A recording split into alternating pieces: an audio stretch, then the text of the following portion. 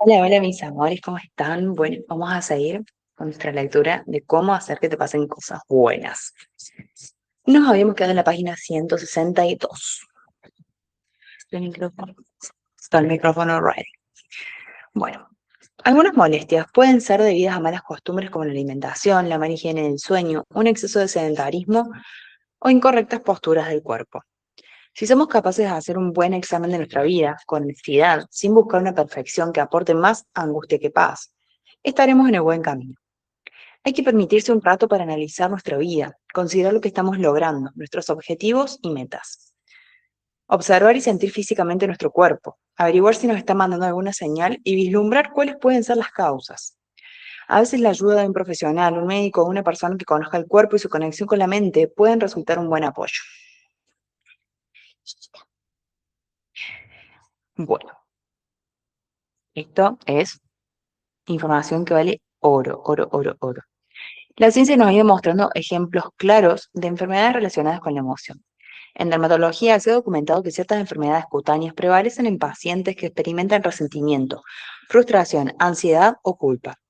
En cardiología se ha demostrado que los ataques cardíacos son más comunes en personas agresivas, competitivas o que han desarrollado una cronopatía. En gastroenterología se ha observado una correlación entre emociones como la ansiedad por un examen o una entrevista de trabajo, por ejemplo, y las dolencias intestinales o estomacales como las úlceras pépticas. Pero sin duda es en la oncología donde está profundizado más el tema de la relación mente-cuerpo.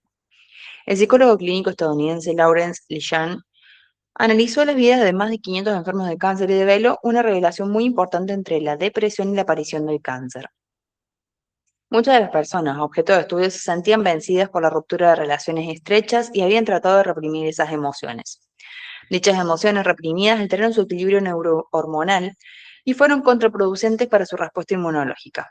Ampliaremos el tema oncológico más adelante. Conocemos muchos casos de personas que dejan de hablar o ver o incluso caminar por causas emocionales. El cuerpo es sabio. Recuerdo una de mis primeras guardias, una mujer de 38 años que había dejado de caminar de golpe en el trabajo. Los traumatólogos y neurólogos descartaron patología orgánica. Fue derivada a psiquiatría y tras varias sesiones y terapias, recuperó la movilidad de sus extremidades inferiores. Fue uno de los detonantes en mi ansia por profundizar en la relación mente-cuerpo. La actitud como factor clave en la salud. A lo largo de estas páginas hemos hablado de la importancia de nuestro pensamiento en el estado de ánimo, en la interpretación de la realidad y en la salud. Una actitud adecuada y sana puede ser la medicina natural más poderosa a nuestro alcance y quizás la menos tenida en cuenta. En 6 años de carrera de medicina no se dedica apenas un apartado a este tema. Pese a ello, los médicos somos muy conscientes de la importancia de la actitud del paciente en su pronóstico. Los datos clínicos manifiestan que los sentimientos positivos y el apoyo emocional de las personas cercanas, familiares, amigos e incluso profesionales de la salud implicados en el tratamiento poseen un poder curativo incuestionable. Por otro lado, lo que uno siente, percibe o cree puede ser tan relevante como la dieta o los hábitos a la hora de enfrentarse a, por ejemplo, una enfermedad coronaria. Friedman y Rossman llevaron a cabo un estudio con 3.500 hombres a lo largo de 10 años. Primero dividieron a los sujetos en dos grupos. Los de tipo A comprendían los de caracteres más rígidos, impacientes y cronopáticos. Los de tipo B eran más relajados y tranquilos. Tras esa clasificación preliminar, investigaron la salud de los sujetos, si fumaban o no, cuánto ejercicio hacían, midieron sus niveles de colesterol en sangre y analizaron su diario. A continuación esperaron a ver cómo evolucionaban los sujetos. En 10 años, más de 250 de los sujetos sanos físicamente padecieron un ataque cardíaco. Resultó que los datos basados en su dieta y en su actividad física no sirvieron para predecir los resultados. El único dato capaz de predecir lo que iba a suceder, el único dato con valor diagnóstico, fue la clasificación previa en función a su disposición mental. Los sujetos clasificados como tipo A tuvieron una incidencia de ataques cardíacos 3 veces mayor que los de tipo B, independientemente del tabaquismo, su dieta y del ejercicio que llevaran a cabo. ¿Y qué pasa con el cáncer? Parece tener algún tipo de relación con el estrés y las emociones. No está claro el proceso, pero cada vez que se intuye por más científicos que la emoción o el estrés podrían ser factores de riesgo en el desarrollo de cáncer. Lógicamente, las enfermedades oncológicas poseen una etiología variada y compleja. Siguen sin existir estudios serios que las relacionen directamente con emociones y el cáncer. pero todos conocemos a alguien que ha sufrido enormemente en la vida y un día nos avisa, consternado, que está diagnosticado de una enfermedad grave y que de fondo no nos sentimos sorprendidos con lo que ha sufrido. En un trabajo dirigido por el epidemiólogo David Beatty, realizando entre el University College de Londres, la Universidad de Edimburgo y la Universidad de Sydney, analizaron 16 investigaciones llevadas a cabo durante una decena de años. Eran un total de 173.363 personas las que comenzaron el estudio y 4.353 las que fallecieron por cáncer. Se buscaba la relación entre algunos tipos de cáncer y el componente hormonal y los estilos de vida. Sabemos que a estas alturas que la depresión genera un desequilibrio hormonal con elevados niveles de cortisol. Esto detiene la correcta reparación del ADN e inhibe la adecuada función del sistema inmunológico. Los resultados del estudio mostraron que las personas con depresión y ansiedad poseen una incidencia de un 80% mayor en cáncer de colon y 2 veces mayor en cáncer de páncreas y esófago. Hay que leer los resultados con cuidado y no dejarse cegar por ese resultado tan contundente. No olvidemos un dato importante: las personas ansiosas y depresivas poseen tasas elevadas de consumo de tabaco y alcohol y de obesidad, 3 de los factores más presentes y estudiados en el cáncer. El cáncer está relacionado con múltiples causas: el ambiente, la alimentación, los hábitos tóxicos, la genética. Pero lo que se postula cada vez con más fuerza es que las emociones también juegan un papel. Por ello, para que surja el tumor, tienen que coexistir varios factores.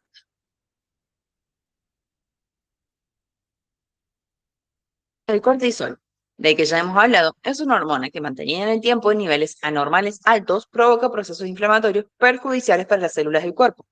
En julio del 17, el doctor Pierre Gascon, jefe hasta hace poco tiempo del servicio del Hospital Clínic de Barcelona, reconoció en una entrevista que el estrés emocional crónico puede iniciar el proceso de cáncer. El oncólogo es uno de los investigadores más reconocidos en la relación del sistema nervioso mental con el cáncer. Voy a intentar adentrarme en esta teoría explicándola de forma sencilla.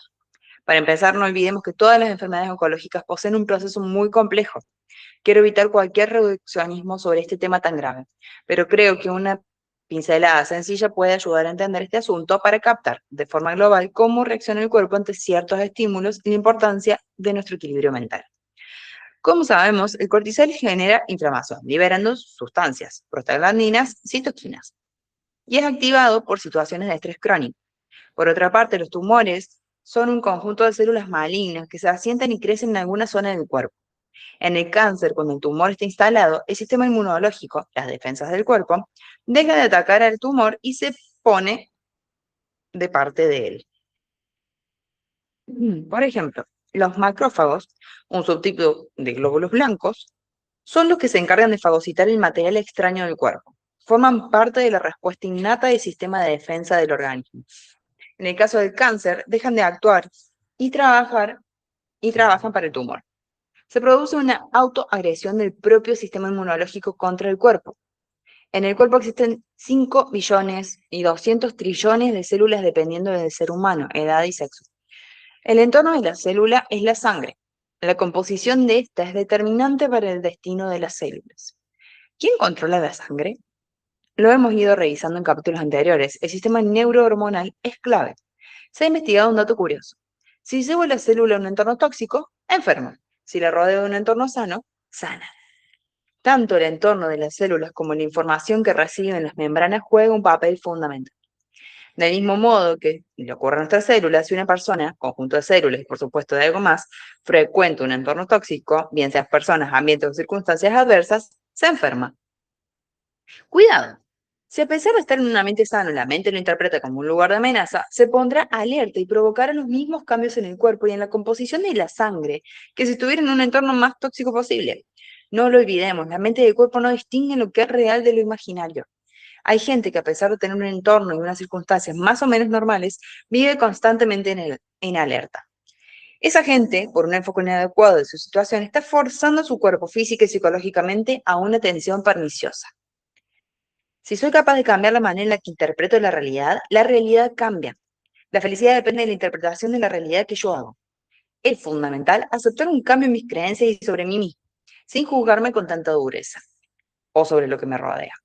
De ahí lo bueno de fomentar los pensamientos positivos o incluso de recurrir al efecto placebo, si poseen un efecto sobre mi mente y mi cuerpo. ¿Qué sucede en las metástasis? Entramos ahora en arenas movedizas. La metástasis, procesos de diseminación del tumor que determinan el pronóstico y la supervivencia del enfermo, nacen en muchas ocasiones en lugares donde existe de base algún proceso inflamatorio crónico asintomático. Es decir, el cáncer se disemina, se desarrolla y progresa en núcleos inflamados. Es un microambiente, la zona donde se siente más a gusto para aumentar y expandirse. No todas las inflamaciones son igual de peligrosas para que surja un cáncer. Un catarro, inflamación de la amígdala, una rotura de ligamentos con inflamación muscular, no son el mismo concepto. Un fumador cada vez que fuma daña las células bronquiales, produciendo una inflamación crónica de esa zona. Esa inflamación surge para defender y salvaguardar la zona. Esto, en principio, es algo sano y bueno. Si el vicio de fumar y la consiguiente inflamación se mantienen en el tiempo, si además esa persona tiene antecedentes familiares oncológicos de pulmón y si por último añadimos el cóctel explosivo, algún problema emocional serio, esa persona es candidata muy seria a enfermar de cáncer. Lógicamente, no todos los fumadores enferman de cáncer, pero sabemos que el tabaco es un potente activador de los procesos oncológicos.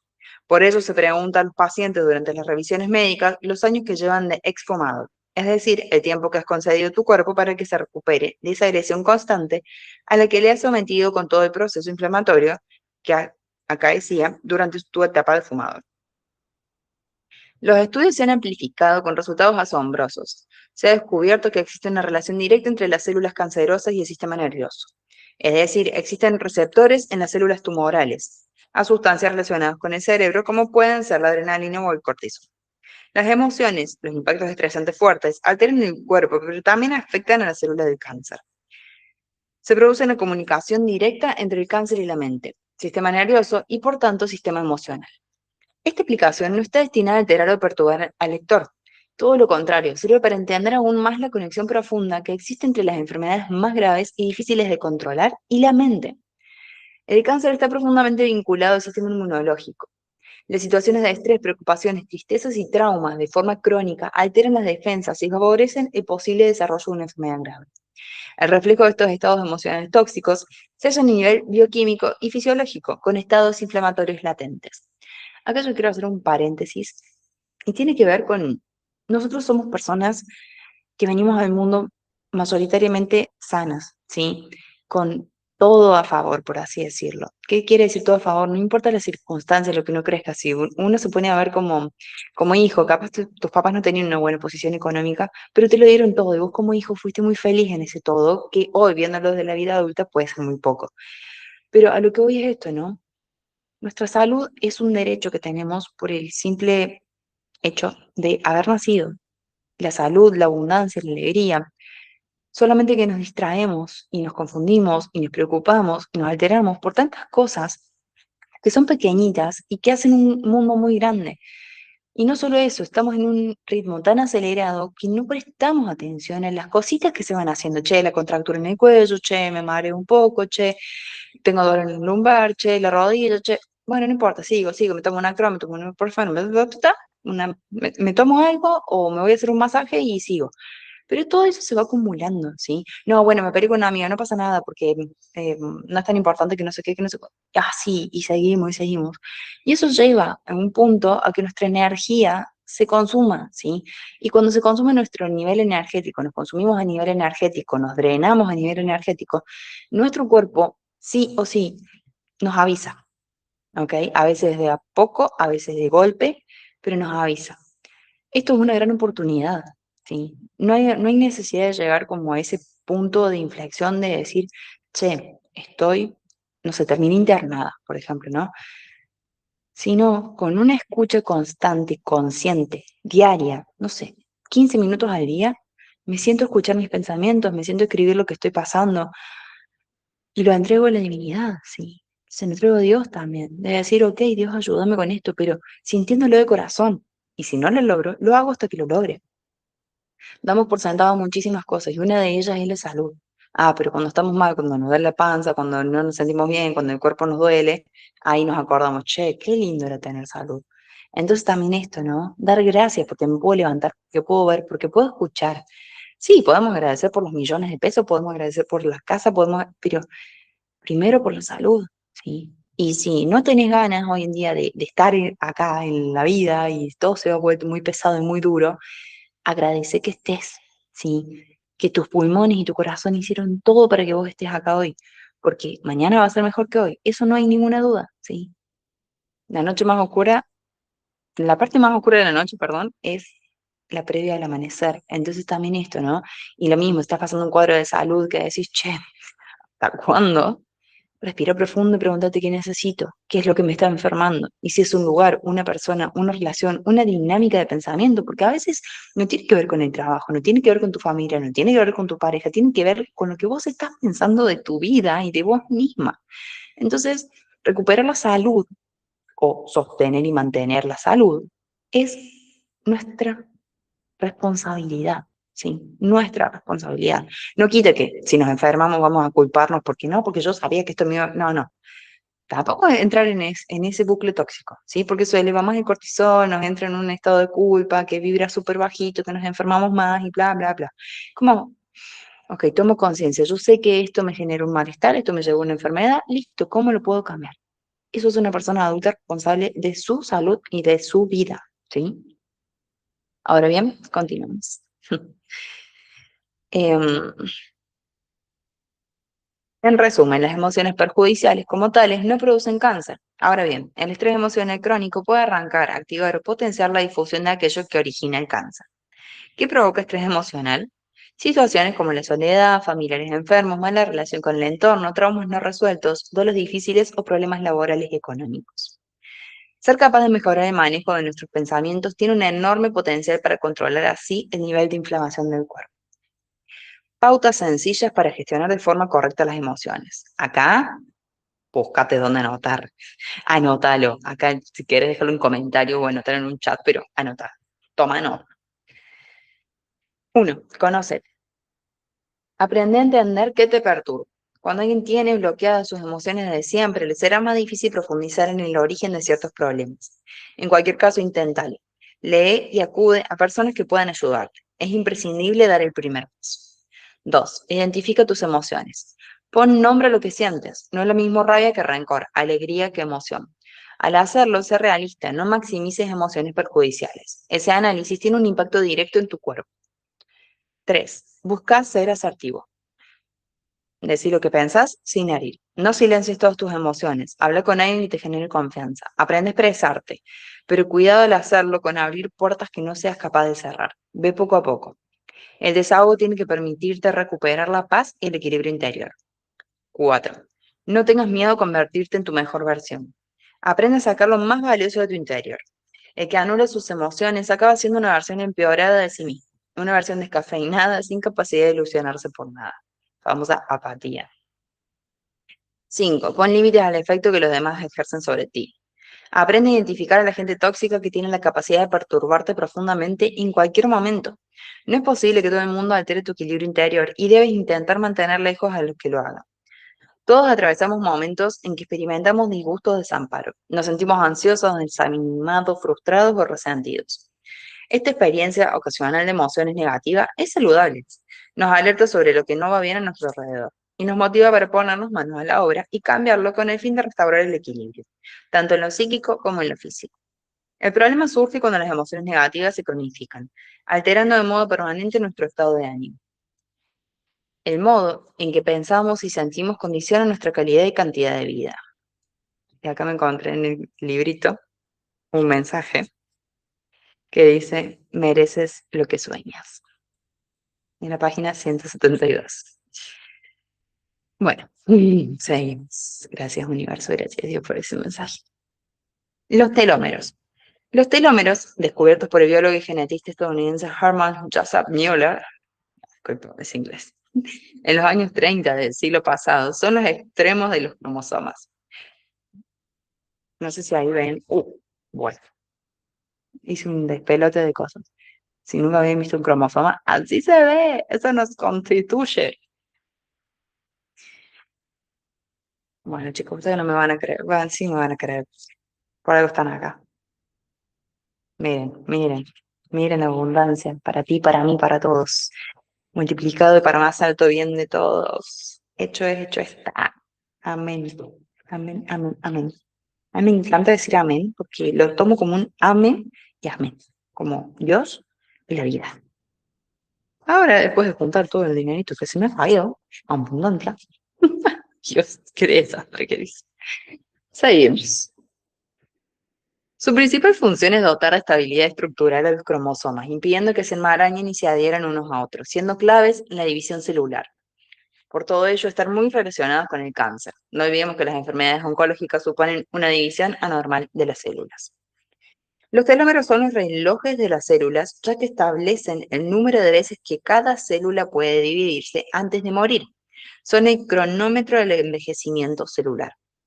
La bioquímica estadounidense de origen australiano Elizabeth Backlund nació en 1948 en la isla de Tasmania tras doctorarse en biología molecular en la Universidad de Cambridge en 1975. Comenzó a estudiar los telómeros de los cromosomas primero en la Universidad de Yale y más tarde en la Universidad de California en Berkeley. Estudiando los telómeros, Elizabeth descubrió en 1984 una nueva enzima, la telomerasa. Comenzó a crear telómeros artificiales con el objetivo de estudiar la división celular. Descubrió que cuanto menores eran los niveles de telomerasa, menor era el tamaño de los telómeros y por tanto disminuía el número de divisiones posibles de una célula, con un mayor riesgo de enfermedades y envejecimiento. Los hábitos negativos impactan en la longitud del telómero. Hablamos del estrés, la alimentación, la obesidad, el sedentarismo, la soledad, la contaminación o incluso los problemas del sueño. Elizabeth estudió la telomerasa en un grupo específico, madres de hijos con enfermedades neurológicas severas. Observó que aquellas que se sentían solas presentaban niveles más bajos de telomerasa con la consecuente disminución del telómero. La esperanza de vida en ellas era mucho menor de lo que habitualmente era en mujeres de su misma edad. También observó algo fascinante: aquellas mujeres que compartían entre sí sus emociones y se apoyaban y comprendían mutuamente experimentaban un mayor nivel de telomerasa y un consiguiente alargamiento de los telómeros. Ay, por eso vamos a hacer cosas en grupo, chicas. Bueno, por sus trabajos en la descripción de la telomerasa, recibió en 2009 el Premio Nobel de Medicina junto a sus colaboradores Carol W. Ryder y Jack W. Szostak.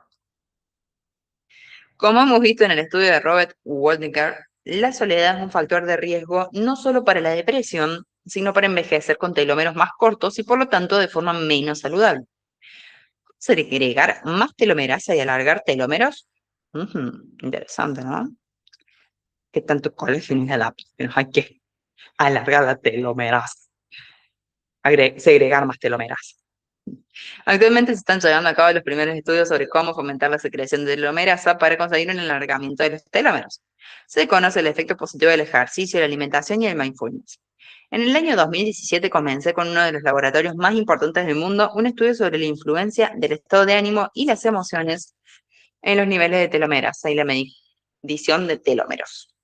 El objetivo es confirmar que el cortisol elevado de forma crónica inhibe los niveles de telomerasa y que la ansiedad acorta los telómeros. Tengo la confianza de que saldrán resultados interesantes que publicaré cuando concluya el estudio. Hermoso esto, chicos, ¿qué les va pareciendo? No, no, yo lo amo, amo este libro. Y me parece que en alguno de, de estos meses que siguen de suavidad, vamos a leer para encontrar tu persona vitamina. O el último libro que sacó ella, porque me parecen una volada de cabeza. Baja un texto súper científico y conocimientos súper científicos y vitales a un idioma súper claro, súper sencillo, resumido y con ítems fáciles de seguir, ¿no? Vamos por el capítulo 7. ¿Qué cosas o actitudes elevan el cortisol? Existen multitud de situaciones que nos perturban y perjudican alterando los niveles normales de cortisol. Estamos inmersos en una sociedad que trabaja, genera noticias y tendencias, viaja y se divierte y descansa a un ritmo frenético, tanto que en ocasiones no somos capaces de seguir ese ritmo y nos rompemos. Existen algunos mitos emocionales, ser perfectos, perder el control, que tienen un efecto más nocivo para el organismo de lo que podemos imaginar. No olvidemos algo importante. El estrés crónico es dañino y perjudicial para el cuerpo y para la mente. En cambio, el estrés, estrés del bueno, se activa ante la presencia de un reto o de una amenaza. Es el que nos ayuda a ponernos en marcha y buscar las mejores soluciones. Todos conocemos momentos en los que bajo presión hemos rendido el doble. Confirmadísimo, ¿no? Antes de un examen, cuando estamos antes de viajar, a último momento, como Hago en 10 minutos lo que no hice en 2 semanas. ¿Por qué somos así? Pero hace bien, pero hace bien. Todos conocemos momentos de... Un ejemplo clásico es la noche antes de un examen. El cerebro de golpe memoriza más datos que en todos los días previos unidos. ¿Por qué? El cortisol en pequeñas dosis mejora la concentración y la capacidad de rendir de forma más eficiente. Eso doy fe trabajando en quirófano. Y ayuda a enfocar mejor la atención para responder ante un desafío. Pero no podemos estar siempre bajo ese estrés, porque se acaba convirtiendo en tóxico y nos agota y enferma. Entremos a analizar algunas circunstancias que suben el cortisol de forma crónica.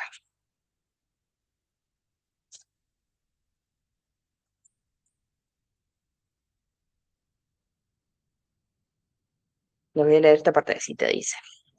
Si alguien se deja llevar por las emociones, es esclavo de ellas, y el sufrimiento, el dolor y la pasión pueden bloquear la correcta toma de decisiones.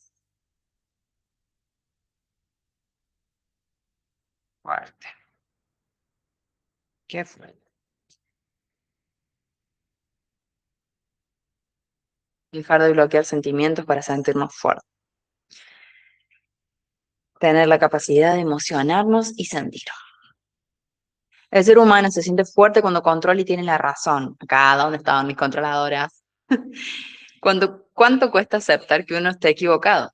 La mente manda, la mente ordena, la mente controla. Seguimos las directrices de la razón, respondemos las cuestiones únicamente desde lo cognitivo. En los últimos años, la razón se ha convertido en una tirana. El deseo de controlarlo todo genera una gran angustia. Pensamos que tener seguridad sobre todos los aspectos de la vida es una fuente de felicidad. Resulta completamente lógico y prudente procurar tener los pilares de la vida asegurados y protegidos. Un trabajo estable, una vida familiar sana, una situación económica holgada. Lo patológico, lo enfermizo, está en llevar eso al extremo, angustiándonos y amargando nuestra vida en pos de una seguridad absolutamente inalcanzable. Buscar constantemente apoyo y sustento material que refuercen nuestra vida y que no se caigan o no puedan fallar nunca es una utopía. Ahí radica el error. Es propio de nuestra sociedad materialista y racionalista el hacernos creer que lo podemos controlar todo. El momento en el que nos quedamos embarazados, el sexo de un hijo, su brillantez académica, el tipo de trabajo, los ingresos, los gastos familiares, las vacaciones ideales, la salud propia de nuestros familiares o la fiesta perfecta. Sin embargo, la vida nos enseña que las dificultades para quedarse embarazadas existen y son cada vez más frecuentes, que a veces conseguir la parejita resulta imposible o que nuestro retoño no tiene la capacidad intelectual que nos gustaría. Quizás sí otras virtudes que, obcecados, no sabemos descubrir en él. Que la empresa a la que hemos dedicado nuestra vida puede prejubilarnos, que los ingresos y gastos son demasiado oscilantes siempre, que puede que si vamos a esquiar en una nevada cierre las carreteras de acceso a los aeropuertos, que en la isla paradisíaca llueve pese a no estar en época de lluvia, que por mucho que hagamos deporte rutinario, una dieta sana y revisiones médicas periódicas, siempre hay algo que puede salir mal, o que el día en que hemos organizado la fiesta ideal estemos cansados, tristes, saturados y preferiríamos un paseo en la montaña en solitario. La vida es rica por sus matices, por ser incontrolable, y se resistirá a cualquier intento de control férreo por muy calculadores que seamos, generando en quien lo intenta una gran angustia. Viene aquí a cuento aquella frase que un esclavo repetía al oído de los triunfos de la antigua Roma. Memento mori, recuerda que eres mortal. No perdamos de vista nuestra propia pequeñez, seamos flexibles, practiquemos algo sano, algo de sano abandono y disfrutemos del hoy y el ahora. Esa búsqueda constante del control nos lleva a no disfrutar de las cosas buenas que nos están ocurriendo, a olvidar el momento presente, obsesionándonos con el futuro. Si ese control radica en dominar mis emociones, mis estados de ánimo y lo que transmito a los demás, eso tiene un efecto nefasto, porque como hemos visto en el capítulo 6, quien se traga las emociones se ahoga. La terapia contra los miedos. Este tipo de terapia consiste en exponer y confrontar al paciente con el problema que causa su angustia o miedo irracional. Hay que realizarlo poco a poco para que el cerebro se vaya adaptando y el paciente se vaya sintiendo seguro con los pasos que va dando. En el caso de Antonio, la terapia de exposición consistió en que un día nos hablara y expusiera a todo el equipo, su mujer y algún invitado más en qué consistía la empresa en la que trabajaba. Más adelante le impulsamos a que en diferentes eventos, la comunión de un hijo, la boda de un primo suyo, dijera en público unas palabras emotivas sobre los mismos. En las personas que sufren de agorafobia, solemos recomendar que una persona cercana, de confianza, acompañe al paciente a un lugar abierto.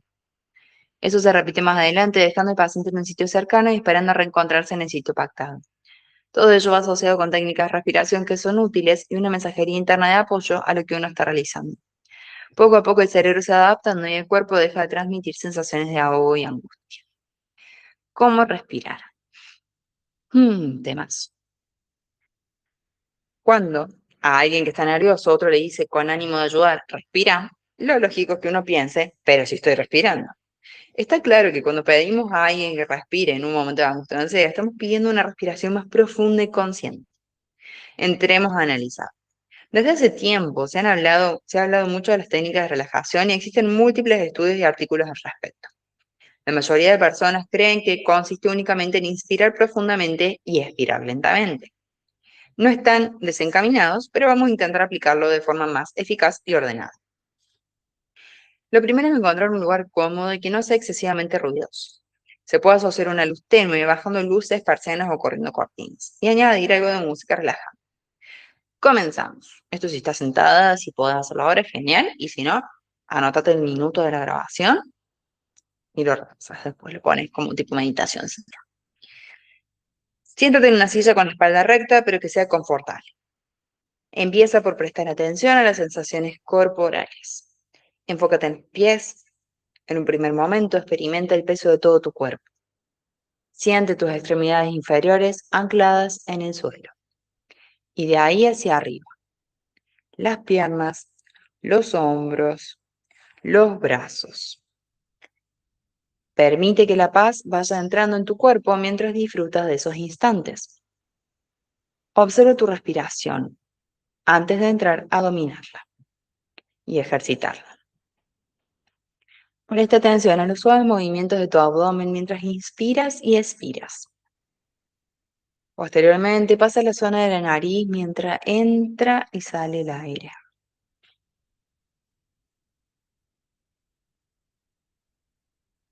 Tras estos primeros instantes de observación y calma, vamos a comenzar con la denominada respiración diafragmática.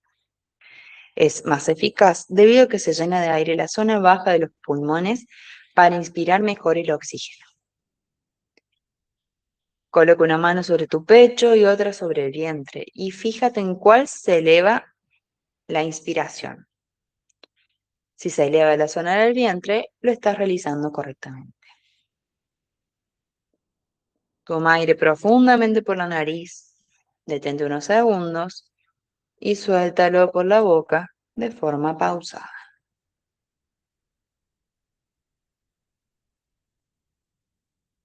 Uno de los métodos más conocidos es el diseñado por el Dr. Andrew Weil, director de Medicina Integral de la Universidad de Arizona. Ha sido portada de la revista Time en 2 ocasiones y fue entrevistado por Oprah Winfrey ay, para hablar de su teoría de la respiración. Recomienda el 3-3-6 o el 4-7-8, dependiendo del número de segundos que el aire está en juego. En el caso del 4-7-8 sería de esta manera. Inspiración dura 4 segundos, la pausa aguantando la respiración, o sea, apnea, dura 7 segundos, la expiración se produce en 8 segundos lento. Para regular el sistema nervioso simpático, recomiendan siempre hacer la exhalación más larga que la inhalación. De hecho, esta técnica realizada por la noche, tumbada en la cama, resulta muy útil para conciliar el sueño. Como todo, se recomienda ir poco a poco, probando un par de veces al día y luego ir aumentando. De esta manera, el cuerpo, la respiración y el sistema nervioso simpático y parasimpático van aprendiendo a autorregularse. Cuando te bloquees o temas perder el control, cuando el estrés te invada, tu cabeza se agote, tu cuerpo no responde, respira, pone el corazón, repite tu mente, mensajes de paz, crecimiento y saldrás del bucle. Por eso es importante el tapping, las afirmaciones, son todos plus, ¿sí? Pero no hay ningún plus que sirva si yo no lo estoy haciendo consciente, ¿sí? Porque cuando yo hago todos los días, ponle que esta semana está todo bien, la semana que viene no sé, me pasó algo en el trabajo y me puso de los pelos, me estreso un montón. Bueno, si yo toda la semana previa estuve practicando esto, en el momento que eso pase, no significa que no me va a afectar, significa que yo ya vengo con una semana de preparación, de regulación, entonces eso me va a afectar, voy a sentir lo que tengo que sentir, pero voy a poder regularme para gestionar la situación de una manera totalmente distinta a que si no lo hiciera. Muchas veces olvidamos que cuando estamos bien es cuando más necesitamos agradecer, orar, rezar, permanecer y practicar las cosas. Muchas veces hacemos esto que logré todo y ahí suelto el caminito. Claro, después cuando quiero retomar, esa se me borra la marca. Entonces, cuando todo está bien, es donde más tenemos que reforzar todo lo que estamos haciendo, lo que estamos aplicando, los cursos, las formaciones, repasar alguna clase, escuchar algún video, ver journaling, gratitud, oración, cuando estamos bien, ¿sí? Porque si no siempre lo hacemos cuando estamos mal, entonces nuestro sistema se acostumbra a eso y a veces necesita regularse sin que algo malo pase e inconscientemente generamos situaciones de estrés para volver a nosotras. Entonces, un trabajito diario. Perfeccionismo. Mi perfeccionista, levante las manos. El perfeccionista es el eterno insatisfecho. Está permanentemente sufriendo porque nunca nada está a la altura de sus expectativas. Este tipo de personas son excelentes detectando los defectos. Si algo no está limpio o ordenado, si no resulta armónico, si hay manchas en la pared, en un cristal, en el espejo. Eh, a ver. Un aspecto propio del perfeccionista es la rigidez a la hora de cambiar de un pensamiento a otro. Piensan en una cosa y ya no son capaces de salir de algo. Y eso va generando pensamientos en bucle de difícil salida.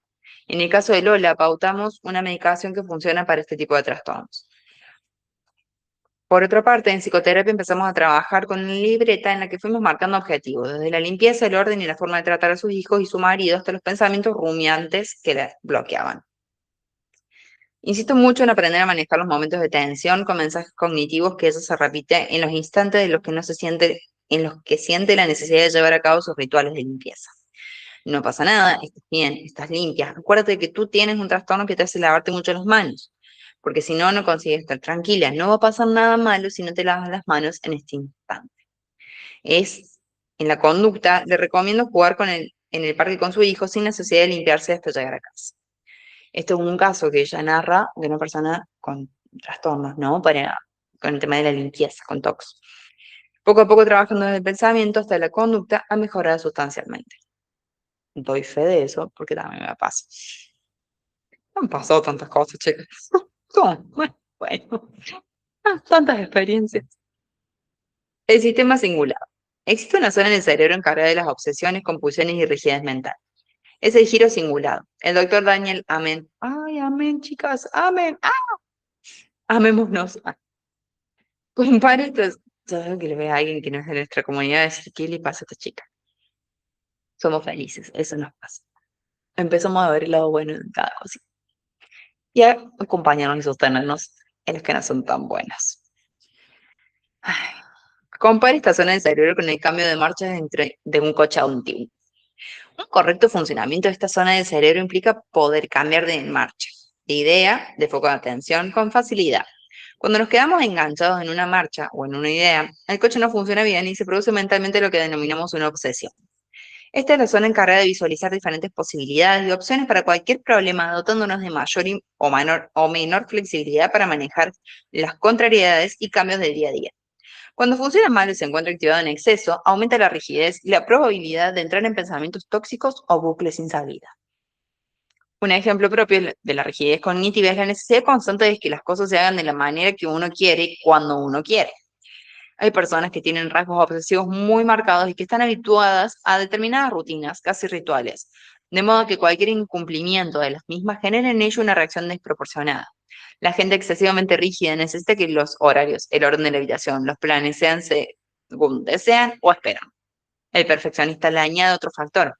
Tiene que estar hecho de la mejor manera posible. Otro subtipo de gente rígida, los negaholics. No y no. He dicho que no y es que no. Todos hemos experimentado un teleoperador funcionario que hace caso omiso a lo que le solicitas con una negativa injustificada por respuesta. Conocemos gente cercana que es incapaz de estar de acuerdo con nosotros en algo. Tratamos con personas que no aceptan un consejo, una recomendación y no desean cambiar. Para la doctora Cherry Carter Scott, experta en el tema, los negaholics son aquellas personas que presentan una adicción a lo negativo. Constantemente, ante cualquier situación, manifiestan una negativa visceral, automatizada e irracional, siendo incapaces de percibir lo positivo e incluso lo meramente neutro. Su visión de la realidad está desequilibrada hacia la negación. La queja y el lamento son ingredientes constantes de su discurso. Esta acumulación de comentarios y actitudes negativos acaban perjudicando gravemente al afectado. Son los denominados negadictos. Son incapaces de salir adelante ya que llegan a boicotear sus propios sueños debido a sus miedos infundados y al pesimismo existente en sus mentes. Viven en constante angustia y sufrimiento. Todo origina un pensamiento tóxico que deriva en palabras y conductas destructivas. Esta actitud altera la relación con otros, les cuesta profundamente valorar el triunfo de los demás y buscar siempre hundirles, con comentarios, expresiones y comportamientos. El trato con estas personas no es fácil y el entorno tiende a querer separarse de ellos. Acaban convirtiéndose en un obstáculo para los demás, toxificando los ambientes que frecuentan. El origen de los negadictos es variado. A veces surgen debido a un sufrimiento no superado, otras veces tras una etapa traumática. Tras ese dolor, esas personas se agrían, tuercen, rompen o se deprimen. La clave está en salir, pedir ayuda lo antes posible y reconocer que ese proceso interno tóxico está perjudicando seriamente la vida. Como dato curioso, según estudios realizados por la Universidad de Harvard, el 75% de las personas que han sufrido un drama a los 2 años se han recuperado. Al menos la ciencia nos impulsa a ser optimistas a pesar del drama. Cronopatía, la obsesión por aprovechar el tiempo. El arte del descanso es una parte del arte de trabajo. John Steinbeck. Nos encontramos en un momento de la historia donde la máxima aspiración del ser humano es la productividad y la eficiencia, en lo que denominamos la mercantilización del tiempo. Hoy se valora de forma positiva todo aquello que se relacione con la velocidad y la capacidad de aprovechar más el tiempo. ¿Qué consecuencia tiene esto? La aparición de un estrés que, con la enfermedad maligna, se está extendiendo a todos los aspectos de nuestra sociedad, convirtiéndose en crónica y gravemente perjudicial. El tiempo es el bien más democrático que existe. Todas las personas cuentan con 24 horas en su día. Cada uno es responsable no solo de cómo rellena el día, sino de cómo percibe la sensación del tiempo. El ser humano se define según la manera en que organiza su día y con ello su vida. Las personas ordenadas consiguen que las horas se multipliquen porque no olvidemos que el orden es el placer de la razón. Llegados a este punto, podemos diferenciar dos extremos, el de las personas que pierden y malgastan su tiempo con una vida vacía que les conduce a estados depresivos y el de las personas que sufren de cronopatía.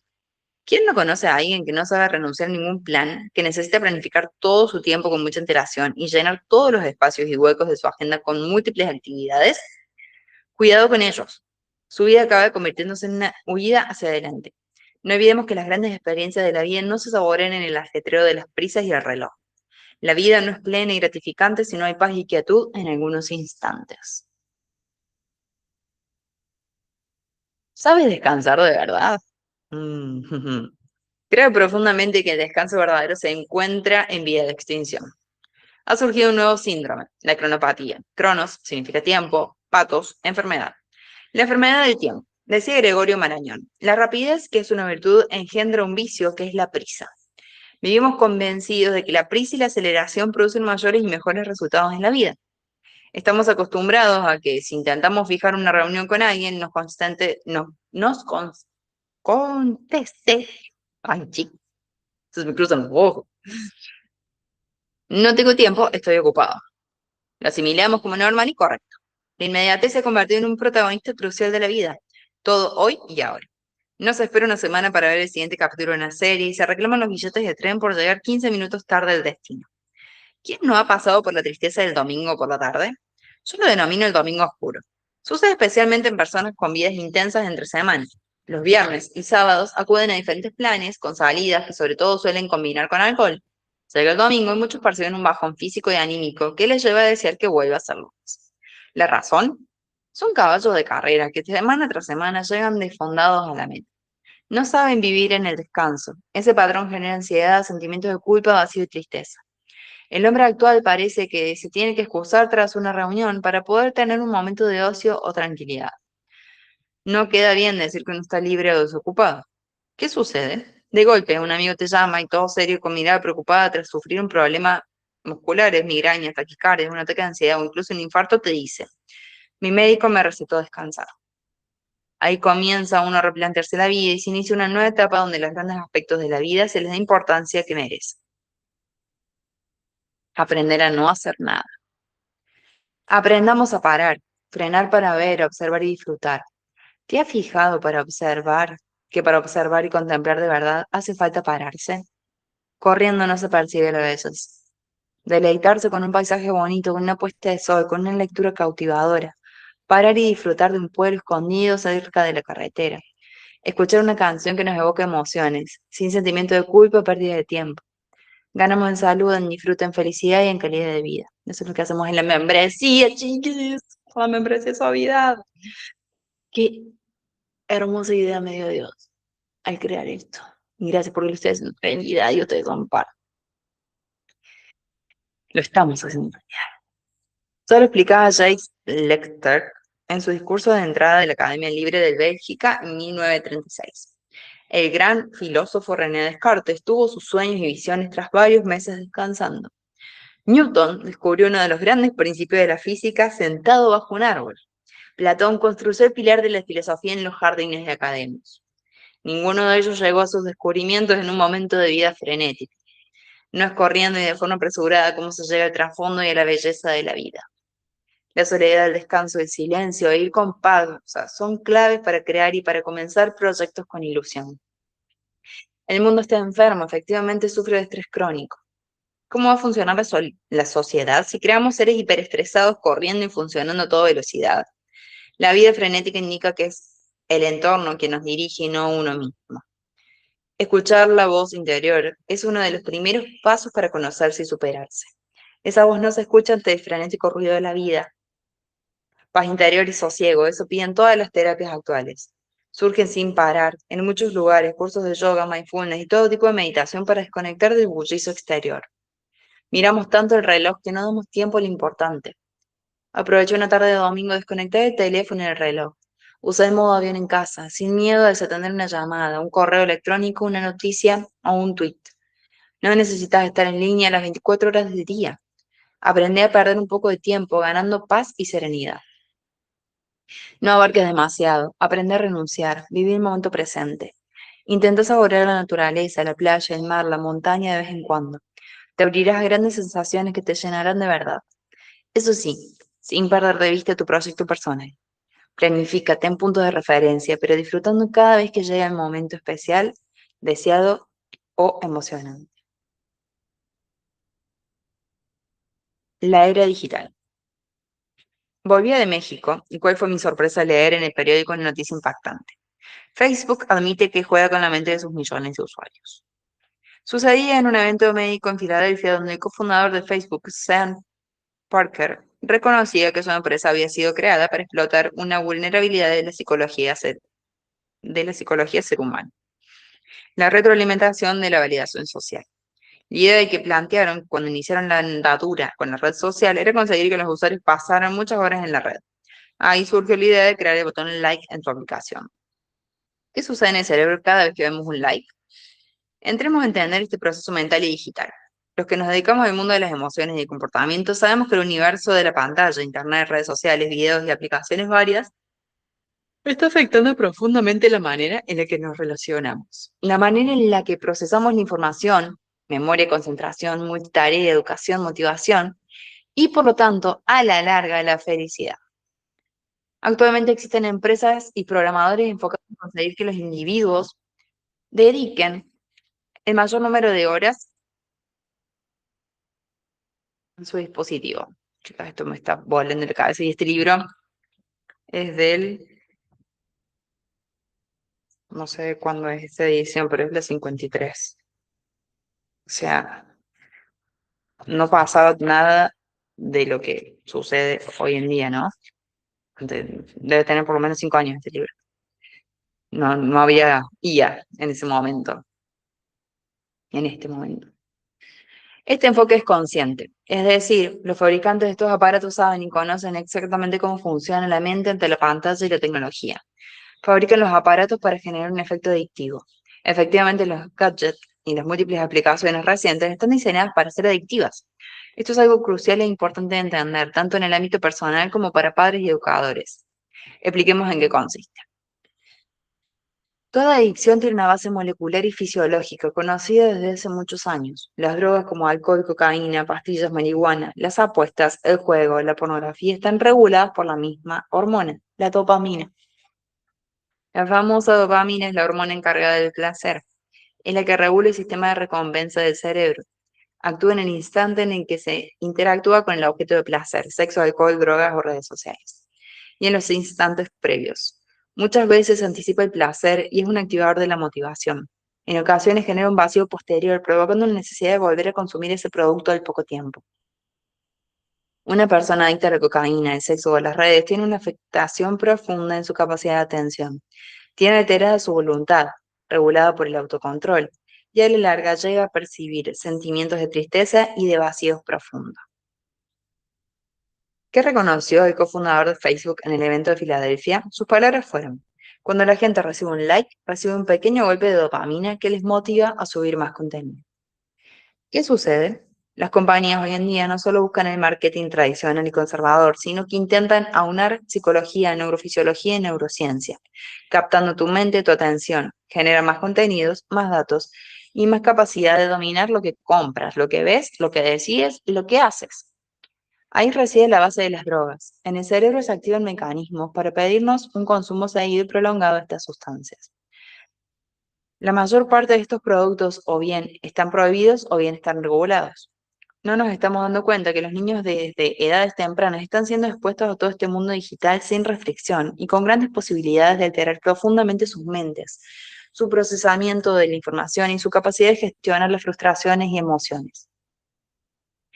Todo ser humano desde la infancia y adolescencia busca vías de escape para manejar sus altibajos, sus frustraciones y vacíos. No olvidemos que la pantalla tiene una función relajante y de entretenimiento.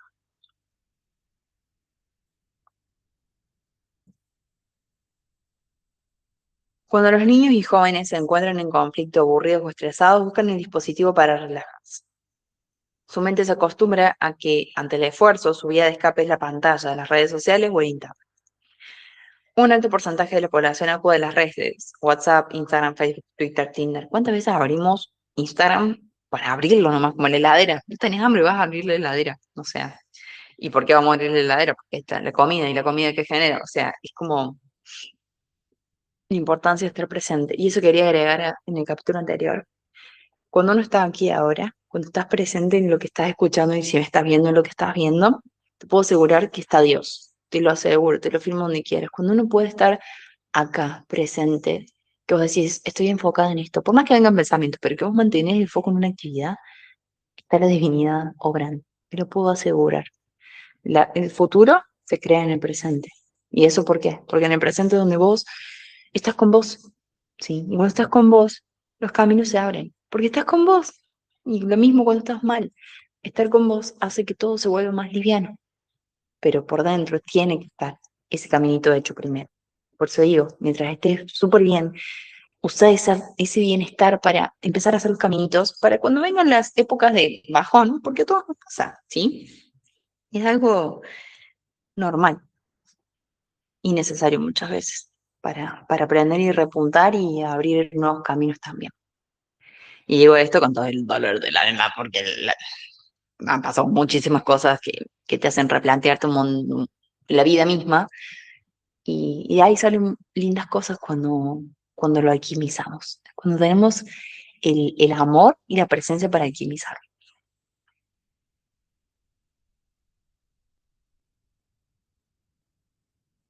Buscando ese pico de dopamina, bueno, población acude a las redes, buscando ese pico de dopamina que se activa el contacto con ellos.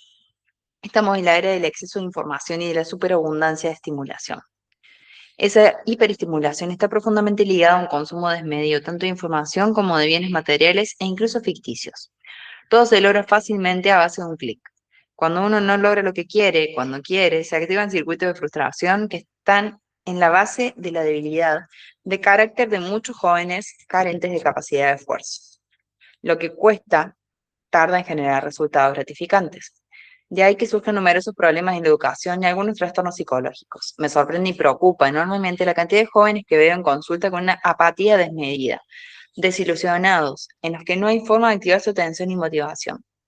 No olvidemos que las dos únicas cosas que realmente llenan al ser humano por completo son el amor de pareja, amigo, familia y la satisfacción profesional. Esos dos pilares de la vida se logran a base de esfuerzo, constancia y paciencia. Bueno, vamos a dejar por aquí. hasta hoy. Vamos por la página 196. Por mí seguiría leyendo, pero son las 10 de la noche mientras estoy grabando esto y necesito bañarme, irme a dormir. Pero este libro, qué lindo que haya vuelto a mis manos, porque por 2 años no lo tuve. Así que bueno, y qué lindo poder compartirlos con ustedes. Nos vemos en la próxima grabación. Les mando un beso gigante.